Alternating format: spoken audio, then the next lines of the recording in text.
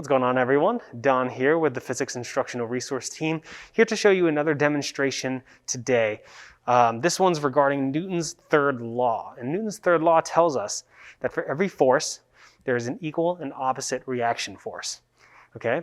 For example, gravity is pulling me towards the center of Earth, but I am also pulling Earth towards the center of me. But Earth is so massive that my force on it doesn't really matter. And so that's why we can't really see that. Alternatively, I'm standing on the floor. I'm exerting my weight on the floor, and the floor is giving me a normal force upward. That's another reactionary force. But what I've got here to show you today is this little cart, which I've outfitted with a dart gun. It's got these little copper darts, and they're spring-loaded. And I can activate the spring by pressing the button on this IR remote. And when I do that, the dart will shoot out in this direction.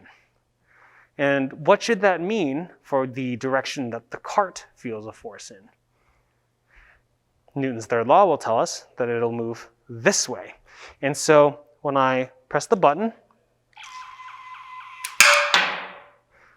dart goes that way, the cart goes this way. And you can see it actually does stop, and that's because there's a force of friction. So in the real world, we always have friction. How do we keep things going? Well, if we wanted to do this dart and cart mechanism here, then I could just load up another one, and I could just continuously shoot darts over and over. And we should see, instead of going around here, it should just go all the way to the end. And I'm just going to kind of spam the button, and we'll see what happens.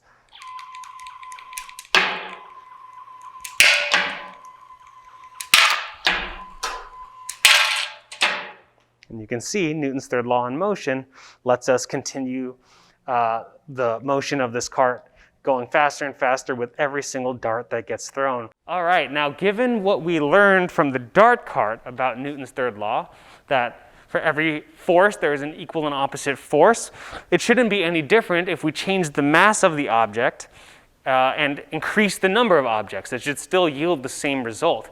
So instead of throwing these copper darts, we're going to throw some carbon dioxide molecules in the form of a fire extinguisher.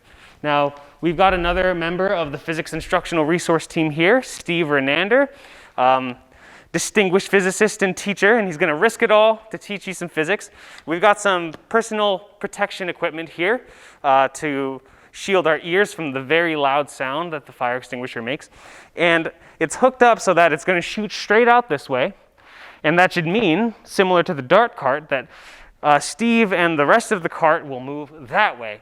And I'm going to put on my PPE and go over to the other side of the room so I can catch him, because he will be going a little fast. So,